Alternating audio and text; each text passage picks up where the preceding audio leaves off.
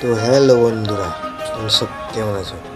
আশা করি সব ভালো আছো। হ্যাঁ, আমিও ভালো আছি।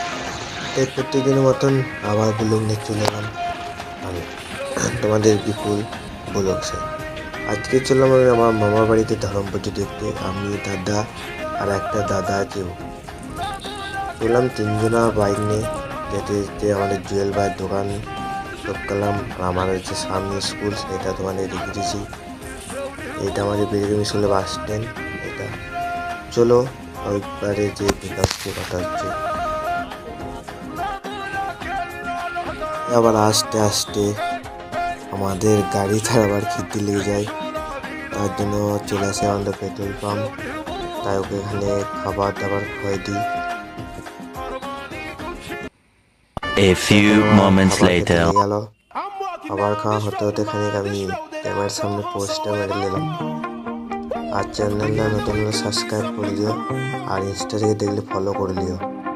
আর ইনস্টাগ্রামের নাম বিপুল ব্লগস ইনস্টাগ্রাম নাম।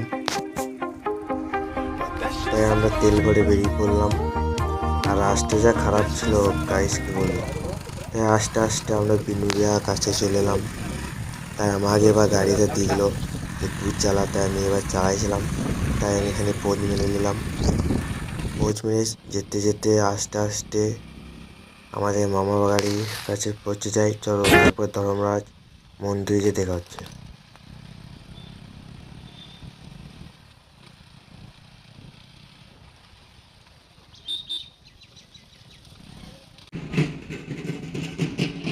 তাই এবার মন্দিরের কাছে আমরা চলে আসি। এসে দেখি সব ভক্তরা আসছে, সব চান করে আসে। আর 8খানা ধাপ হয়েছিল, আর সব লোক আসছিল ভক্তদের সাথে সাথে।